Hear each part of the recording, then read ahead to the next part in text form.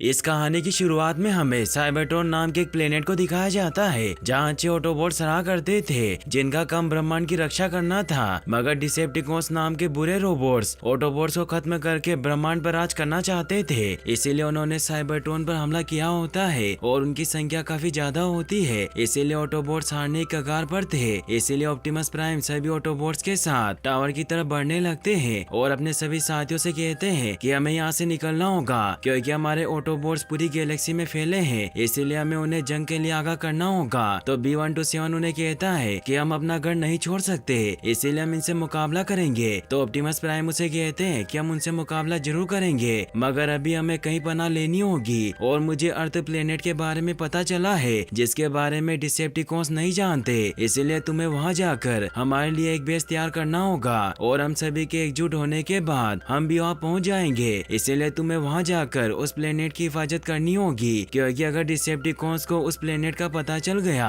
तो हमारा वजूद ही खत्म हो जाएगा। तो B127 उनकी बात मानकर एस्केप पोर्ट से वहाँ से निकल जाता है और ऑप्टिमस प्राइम वहीं रुककर उन डिसेप्टिकॉन्स को उनके पीछे जाने से रोकने लग जाते हैं। फिर हमें अर्थ पर 1987 में कैलिफोर्निया के जंगली इलाके को दिखाया जाता है जहाँ लोग की गतिविधियों पर नजर रखने वाली एक सीक्रेट गवर्नमेंट फोर्स ट्रेनिंग कर रही होती है। तभी B127 का एस्केप पोर्ट वहाँ क्रैश हो जाता है जिससे उस सीक्रेट गवर्नमेंट फोर्स के बहुत सारे सोल्जर घायल हो जाते हैं, जिससे कर्नल जे को लगता है कि B127 उनका दुश्मन है, इसीलिए अपने साथियों के साथ उस पर हमला करने लग जाते हैं। B127 एक मिलिट्री जीप में ट्रांसफॉर्म होकर वहाँ से भागने लगता है, मगर जेक अपने साथियों के साथ उस पर हमला करके उसे नीचे गिरा देता है और मिसाइलों से उस पर हमला करने लग जाता है। लेकिन B127 किसी को नुकसान नहीं पहुँचाना चाहता था, इसीलिए वो पेड़ों को काट कर उनका रास्ता ब्लॉक कर देता है जिससे वो आगे नहीं बढ़ पाते। मगर B127 भी वहाँ पहाड़ों के बीच फंस जाता है और वो माइन के अंदर जाने की कोशिश करता है, लेकिन जेक अपने साथियों के साथ उस पर हमला करके उसे चारों तरफ से घेर लेता है। तो बी उन सभी से कहता है कि आपको गलतफहमी हुई है, मैं आपका दुश्मन नहीं हूँ। तभी वहाँ एक जेट आने लगता है और जेक को लगता है कि वो एयरफोर्स है, लेकिन वो ब्लिटविंग नाम का एक डिसेप्टिकॉन होता है जो B127 को मारने आया था, इसीलिए वह मिसाइल से हमला कर देता है जिससे पूरी मिलिट्री फोर्स मारी जाती है। बी उससे फाइट करने लग जाता है, लेकिन उसे पहाड़ों के ऊपर ले जाता है और उससे बाकी ऑटोबॉट्स के ठिकाने के बारे में पूछता है, लेकिन बी उसे कुछ नहीं बताता।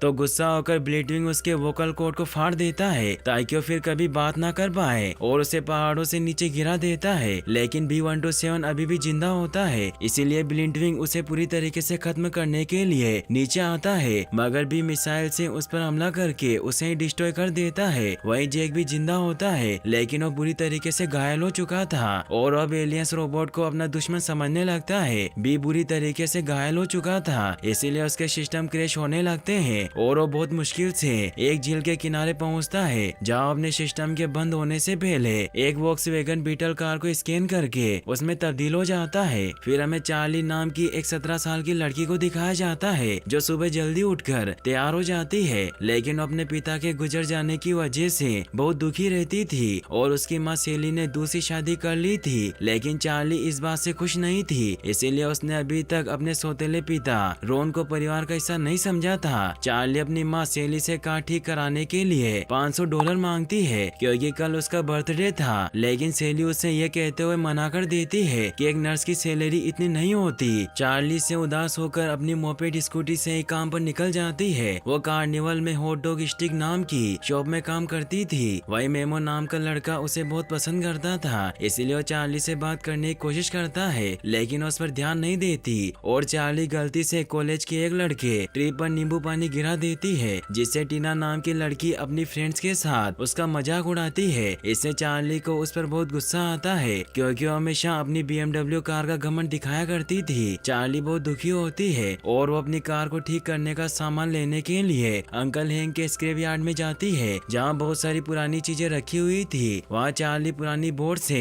अपनी कार को ठीक करने का सामान निकालने लगती है, लेकिन गलती से वो बोट गिर जाती है जिससे उसे वहाँ पड़ी बीटल कार दिखाई देती है जो कि असल में B127 होता है जो सिस्टम के क्रैश होने की वजह से खराब हो गया था। चार्ली उस कार को स्टार्ट करने की कोशिश करती है जिससे बी का होमिंग सिग्नल एक्टिवेट हो जाता है और यह सिग्नल सैटर्न मून्स पर क्लिफ जंपर नाम के ऑटोबॉट्स के पास पहुंच जाता है जहां शेटर और ड्रॉपकिक नाम के डिसेप्टिकॉन क्लिफ जंपर से ऑप्टिमस प्राइम के बारे में पूछ रहे होते हैं क्योंकि वो साइबरट्रॉन की तबाही में बच निकला था। शेटर उसे कहती है कि तुम मुझे ऑप्टिमस प्राइम के बारे में बता दो क्योंकि मुझे पता है कि वो कहीं दूसरी जगह पर अपना बेस बना रहा है। लेकिन क्लिफ जंपर उसे कुछ नहीं बताता, इसीलिए उसे मारने लगते हैं, जिससे उसके सिस्टम फेल होने की वजह से उन्हें B127 का सिग्नल सुनाई दे जाता है। इससे शेटर को पता चल जाता है कि B127 अर्थ पर है, इसीलिए वो क्लिफ जंपर को मारकर अर्थ की तरफ बढ़ने लगते हैं। वहीं चार्ली उस कार के स्टार्ट न होने की वजह से अपने काम का जरूरी सामान लेकर वहाँ से निकल जाती है और वो जाते जाते हैंक से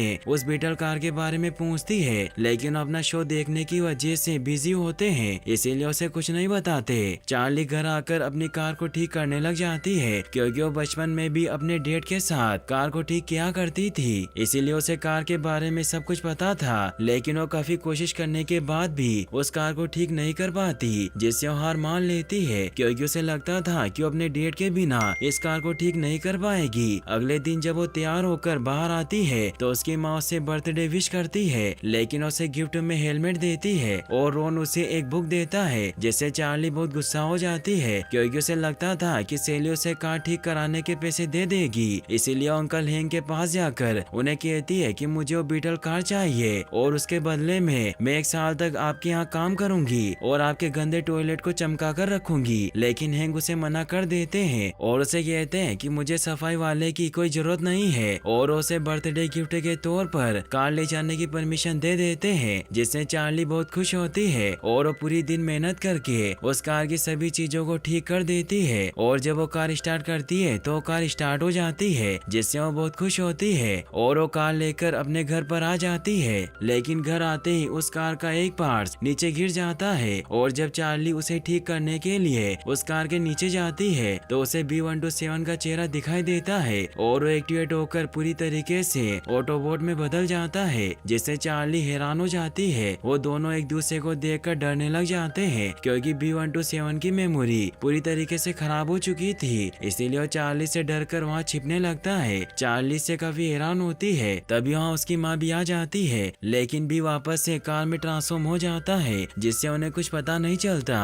और वो चार्ली से पूछती है कि तुम ये कार कहाँ से लेकर आई हो। तो चार्ली उन्हें बताती है कि ये कार मेरी है, जिसे अंकल हैंक ने मुझे गिफ्ट किया है। तो सेमी उसे कहती है कि यह मॉडल सेफ नहीं है और तुम कुछ भी लाने से पहले मुझे बता दिया करो क्योंकि मैं तुम्हारी माँ हूँ। ये कहकर वहाँ से चली जाती है। उनके जाते ही भी वापस अपने ऑटोबॉट रूप में आ जाता है, लेकिन अभी भी चार्ली से डर रहा होता है। लेकिन चार्ली उसे विश्वास दिलाती है कि मैं तुम्हें कुछ नहीं करूंगी, जिससे वो चार्ली के पास आ जाता है और उन दोनों में दोस्ती हो जाती है। बी चार्ली की तरफ इशारा करके उसके बारे में पूछता है तो उसे बताती है कि मेरा नाम चार्ली है और आज मेरा बर्थडे है और आज ही मैं 18 की हुई हूँ। फिर वो बी से उसका नाम पूछती है, लेकिन उसे कुछ याद नहीं होता। तो चार्ली उसका नाम बम्बल भी रखती है क्योंकि उसका वोकल सिस्टम खराब होने की वजह से उसकी आवाज भंवरे जैसी आ रही थी। उन दोनों को बम्बल भी नाम काफी अच्छा लगता है, जिससे वो खुश होते हैं। वही हमें शेटर और ड्रॉपकिक को दिखाया जाता है जो धरती पर क्रैश हो जाते हैं, जहाँ ड्रॉपकिक एक आदमी को मार देता है और शेटर से कहता है कि इंसान बहुत कमजोर है। तो शेटर उसे कहती है कि हमें अपने मिशन पर ध्यान देना चाहिए और B127 के सिग्नल वेस्टर्न कोस्ट की तरफ से आ रहे हैं। तो दोनों कार में ट्रांसफॉर्म होकर उस तरफ निकल जाते हैं। वही अगली सुबह हमें चार्ली को दिखाया जाता है जो सुबह बी को देखने के लिए गैराज में जाती है, लेकिन बी वहाँ नहीं होता, जिससे वो काफी परेशान हो जाती है और उसे लगता है कि बम्बल बी को किसी ने चुरा लिया है। तो ओटिस उसे बताता है कि तुम्हारी कार को मॉम लेकर गई है क्योंकि डॉग ने कुछ गलत खा लिया था।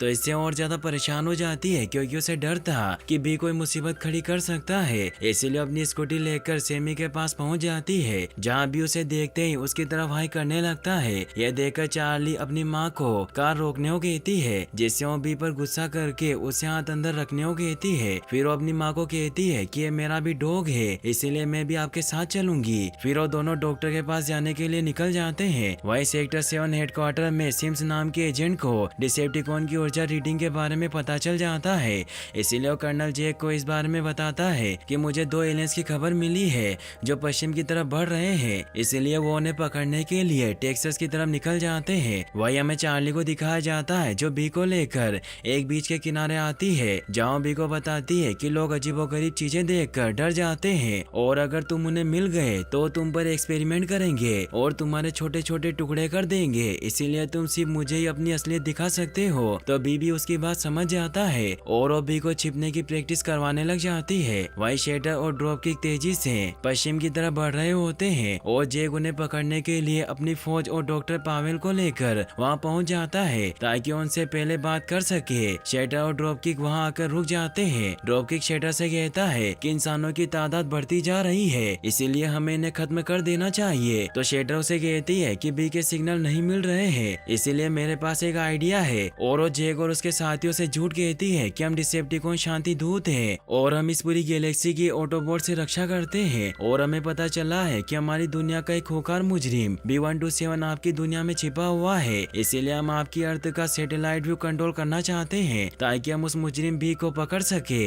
लेकिन जैक सैटेलाइट व्यू देने से इनकार कर देता है, मगर डॉक्टर पावेल उनकी बातों में आ जाता है और उसे लगता है कि वो सच कह रहे हैं, इसीलिए उन्हें कहता है कि हमें इसके लिए थोड़ा वक्त चाहिए क्योंकि हमें अपने जनरल से बात करनी होगी। वहीं चार्ली बी के साथ जंगलों में घूम रही होती है, लेकिन तभी बी की बॉडी से स्पार्क होने लगता है, इसीलिए जब चार्ली उसे ठीक करने के लिए उसके पार्ट्स खोलती है तो इससे ऑप्टिमस प्राइम का मैसेज एक्टिवेट हो जाता है, जिसमें ऑप्टिमस प्राइम बी को कहते हैं कि ये जंग अभी भी जारी है और मुझे उम्मीद है कि प्रति सुरक्षित होगी और तुम हमारे लिए वहाँ बेस तैयार कर रहे होगे। इस सिग्नल की वजह से बी को फ्लैशबैक आने लगते हैं जब ऑप्टिमस प्राइम ने बी और बाकी सभी को साइबरट्रॉन से निकाल दिया था और वो खुद वहाँ डिसेप्टिकॉन से फाइट कर रहे थे। चार्ली इस बारे में बी से पूछती है कि ऑप्टिमस प्राइम कौन है और वो किस जंग की बात कर रहे थे, लेकिन बी को कुछ याद नहीं आता। मगर चार्ली समझ जाती है कि बी यहाँ किसी से छिप रहा है। बी उससे टेप रिकॉर्डर के जरिए बात करने की कोशिश करता है, लेकिन वो खराब हो चुका था, इसीलिए चार्ली घर आकर उसे सही करने लगती है। बी वहाँ टीवी देखने लग जाता है जहाँ वो चार्ली की बचपन की डाइव वाली फुटेज प्ले करता है, जिससे चार्ली गुस्सा होकर उसे बंद कर देती है क्योंकि वो पहले अपने डेट के साथ बहुत अच्छी डाइविंग करती थी, लेकिन अब उसका डाइविंग से नाता टूट चुका था। चार्ली उस टेप रिकॉर्डर को ठीक करके वापस बी में लगा देती है और ये काम कर जाता है, जिससे वो सॉन्ग प्ले करके डांस करने लग जाते हैं। चार्ली बी को कहती है कि तुम डिफरेंट म्यूजिक का इस्तेमाल करके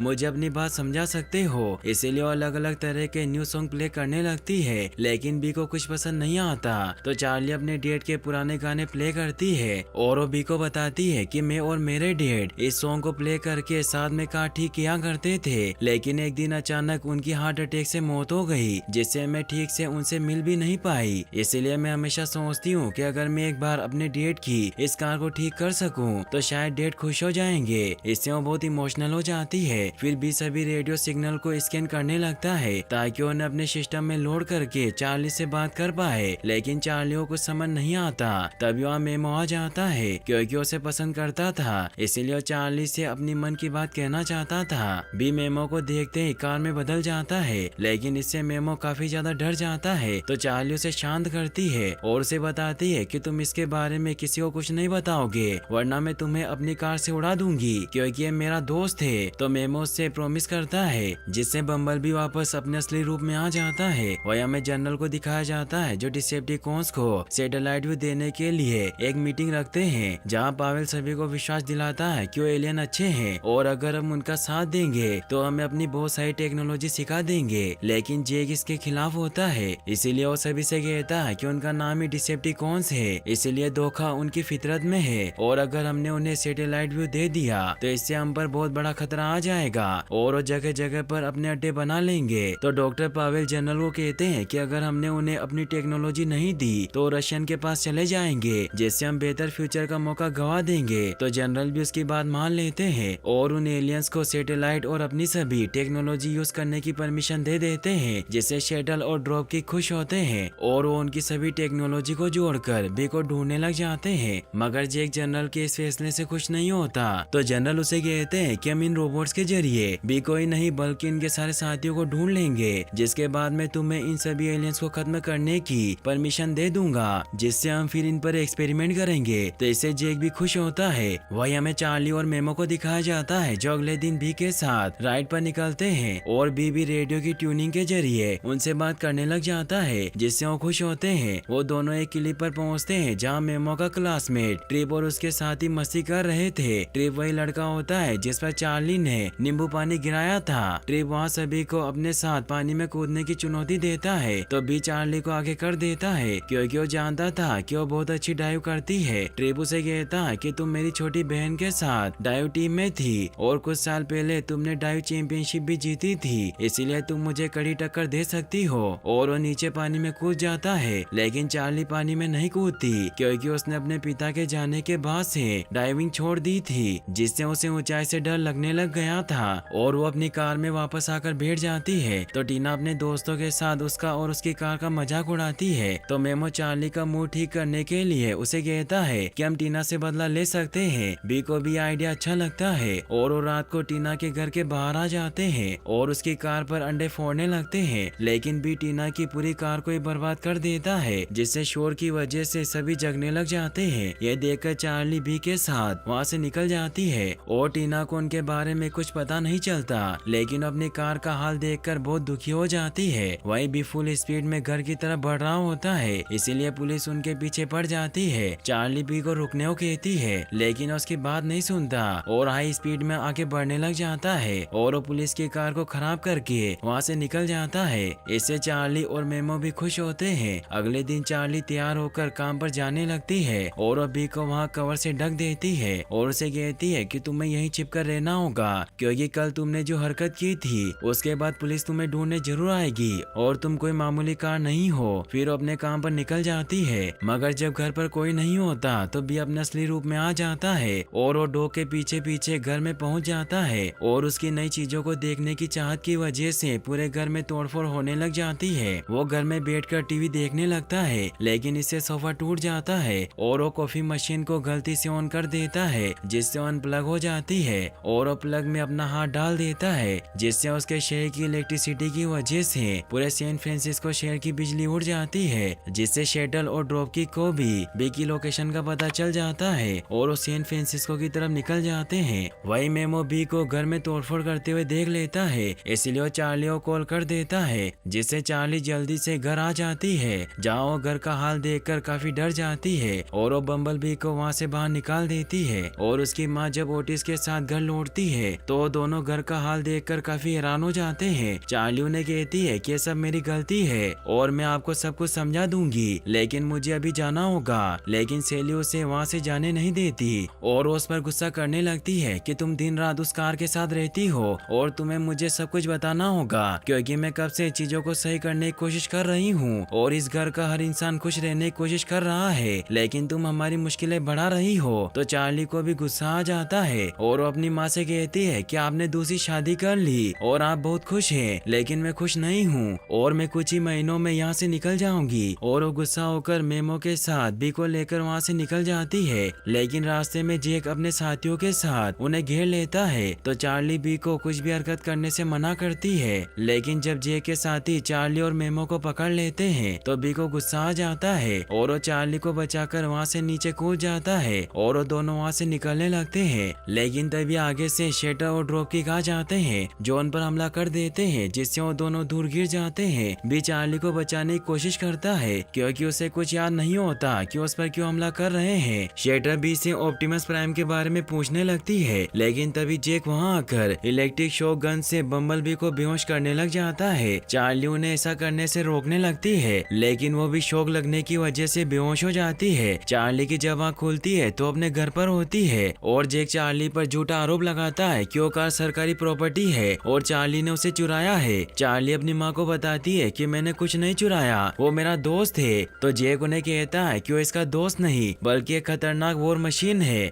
सेली चार्ली की बातों पर विश्वास नहीं करती और उसे रूम में भेज देती है, लेकिन चार्ली अब डिसाइड कर लेती है कि अपने दोस्त बम्बलबी को बचाकर रहेगी। इसीलिए वो तैयार होकर चुपके से मेमो के घर पर जाती है, लेकिन उसका भाई ओटिस उसे देख लेता है और अपनी माँ को बुलाने के लिए जोर से चिल्लाने लगता है, लेकिन चार्ली उसका मुंह बंद कर देती है और उसे कहती है कि अगर तुम चुप रहोगे तो मैं तुम्हें भी अपने मिशन में शामिल कर लूंगी। तो वो भी मान जाता है, जहाँ उन्हें टीवी न्यूज से पता चलता है कि मैकिनन एयर बेस की तरफ मिलिट्री यूनिट रवाना हो रही है, जिससे चार्ली समझ जाती है कि बम्बल बी भी वहीं होगा और वो मेमो कहती है कि हमें उसे बचाने जाना होगा। तो ओटिस उन्हें कहता है कि मैं भी तुम्हारे साथ चलूंगा। तो चार्ली उसे कहती है कि तुम यहीं रहोगे और सब पर नजर रखोगे ताकि उन्हें पता न चले कि मैं घर से बाहर गई हूँ। तो ओटिस भी मान जाता है और अपने प्लान के मुताबिक एयरबेस की तरफ निकल जाते हैं। वहीं एयरबेस में शटल बी से ऑप्टिमस प्राइम और उसके बाकी साथियों के ठिकाने के बारे में पूछ रही होती है, लेकिन बी उसे कुछ नहीं बताता, जिससे वो समझ जाती है कि बी के मेमोरी सेल्स खराब हो चुके हैं, इसीलिए उसे मारने लगते हैं। लेकिन तभी ऑप्टिमस प्राइम का मैसेज एक्टिवेट हो जाता है, जिसमें ऑप्टिमस प्राइम कहते हैं कि हम डिसेप्टिकॉन से मुकाबला जरूर करेंगे और अपने घर साइबरट्रॉन को फिर से हासिल करके रहेंगे, इसीलिए मैं भी जल्दी वहाँ पर आ रहा हूँ। इससे शटर भी समझ जाती है कि सभी ऑटोबोट्स यहाँ आ रहे हैं, इसीलिए वो ड्रॉपकिक से कहती है कि हम मिलकर ऑटोबोट्स के साथ साथ पूरी अर्थ को तबाह कर देंगे, जिसके लिए हमें पास ही के टावर से साइबरट्रॉन से कांटेक्ट करके अपनी आर्मी बुलानी होगी, जिससे हम इस दुनिया को खत्म कर पाएंगे। डॉक्टर पावेल उनकी ये बातें सुनकर समझ जाता है कि डिसेप्टिकॉन्स बुरे हैं, इसीलिए वो जेक से कांटेक्ट करके उसे बताता है कि हम एलियंस के बारे में जैसा सोच रहे थे वो वैसे नहीं है, और वो सैटेलाइट की मदद से सिग्नल भेजकर अपनी आर्मी बुला रहे हैं। उनकी ये बातें शटल भी सुन लेती है और वो डॉक्टर पावेल को खत्म कर देती है। चार्ली और मेमो भी ये देख लेते हैं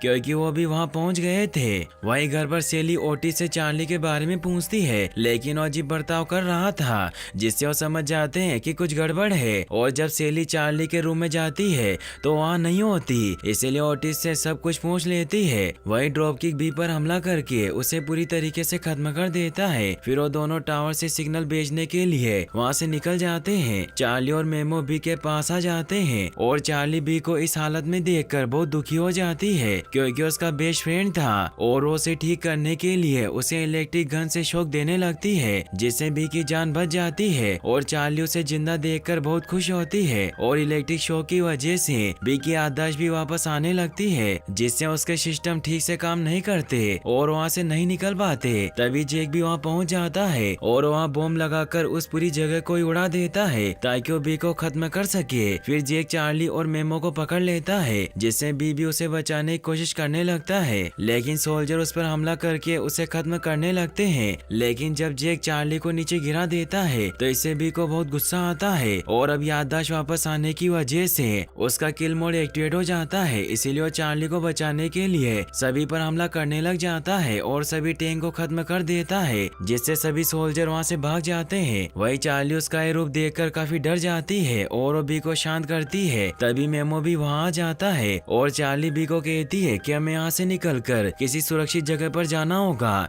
लेकिन बी उसे टावर दिखाकर टेप के जरिए बताता है कि मुझे उन्हें रोकना होगा वरना वो सभी को खत्म कर देंगे। तो चार्ली भी उसकी बात मान लेती है और वो दोनों डिसेप्टिकॉन को रोकने के लिए निकलने लगते हैं और मेमो वहीं आर्मी को रोकने के लिए रुक जाता है। चार्ली मेमो किस करती है क्योंकि वो भी अब उसे पसंद करने लगी थी। वहीं चार्ली की माँ और डैड उसे रोकने आते हैं क्योंकि इससे चार्ली की जान को खतरा था, लेकिन चार्ली अपनी माँ से कहती है कि आपको मुझ पर भरोसा रखना होगा और मैं सब कुछ ठीक कर दूंगी। तो उसकी बात मान लेती है और रोन अपनी खतरनाक ड्राइविंग करके जेक और उसके सभी साथियों को बी के पीछे जाने से रोक लेता है, जिससे बी और चार्ली उस टावर के पास पहुंच जाते हैं जहां शटल और ड्रॉपकिक अपनी सेना को बुलाने के लिए सिग्नल भेज रहे थे। बी उन पर हमला करने लग जाता है, जिससे ड्रॉपकिक और बी के बीच फाइट होने लग जाती है। चार्ली उस टावर पर चढ़ने लग जाती है ताकि वो सिग्नल को भेजने से रोक सके। वहीं बी ड्रॉपकिक से लड़ रहा होता है और वो किसी तरह एक चेन की मदद से उसे खत्म कर देता है। तभी जेक भी वहाँ पर हेलीकॉप्टर लेकर पहुँच जाता है और वो शटल पर हमला करने लगता है, लेकिन वो उस पर ही हमला कर देती है, जिससे जेक का हेलीकॉप्टर क्रैश होने लगता है, लेकिन बी उसे बचा लेता है, जिससे जेक की जान बच जाती है और जेक समझ जाता है कि बी एक अच्छा ऑटोबोट है। वहीं चार्ली टावर पर पहुंच जाती है और सिग्नल को अपलोड होने से रोकने लग जाती है, लेकिन शटल उसे देख लेती है और उस पर हमला करने लगती है, लेकिन बी शटल पर हमला करके उसे बचा लेता है, जिससे वो नीचे गिर जाती है।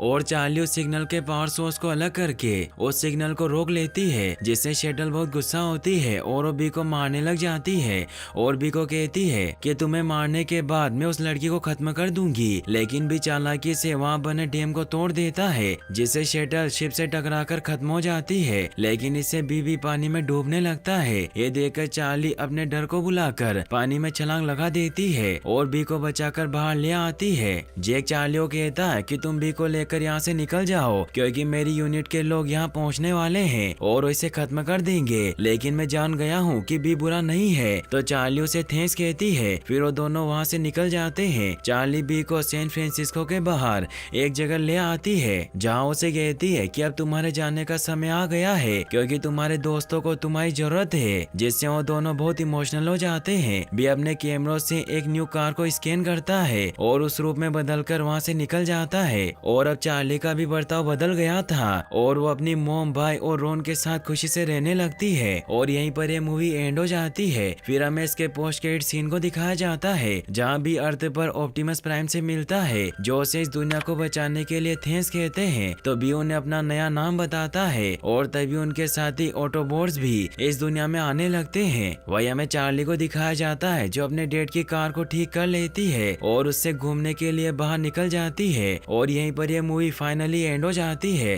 गाइस, अगर आपको वीडियो पसंद आया हो तो इस वीडियो को लाइक करने के साथ साथ चैनल को सब्सक्राइब जरूर कर लेना। मिलते हैं नेक्स्ट वीडियो में। Thanks for watching.